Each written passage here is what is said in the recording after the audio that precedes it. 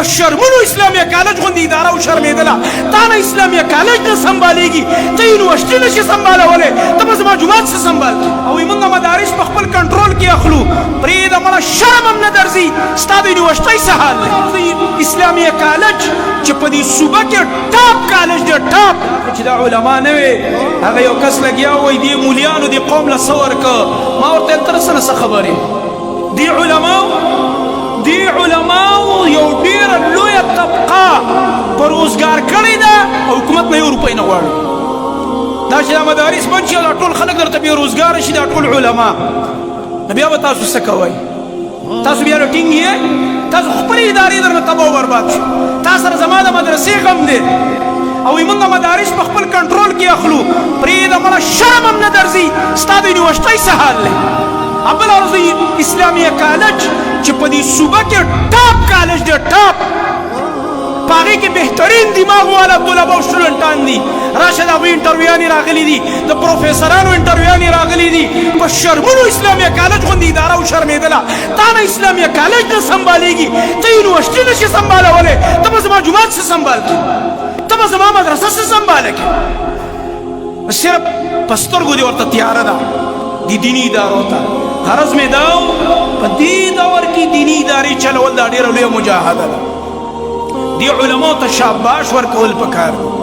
د دې علماو حوصله افزایي پکار ده د دې علماو دست او بازو جوړېدل پکار دي او کوم وسایلو ته چې ضرورت دی په هغه وسایلو کې خپله حصه اچول پکار چې مدارس دا مونږ کمزوري حالت ته پرېنږدو د دې د حال نه مونږ ځان خبرو بل ورځ په مردان کې زما یو پروګرام و ډېره لویه جلسه وه هلته دا خبره ما وکړله چې زمونږ د مدرسې د یو استاذ او د مسجد د یو قاري صاحب سره کومه رویه ده او زمونږ بچي چې کوم سکولونو نه ځي موږ د عصري تعلیم خلاف نه یو بلکې موږ شاباش ورکوو هغه چا ته چې په بچو باندې دیني تعلیم هم کوي او عصري تعلیم پې هم کوي دنیاوي تعلیم هم زموږ ضرورت د الله کتاب راوچت کا او د رسول الله صلی الله علیه وسلم حدیث راوچت کا چې تا ته د ده د مقام او د مرتبې پته ولګي وختي شیخ صاحب آیت ویلو قل هل يستوي الذين يعلمون والذين لا يعلمون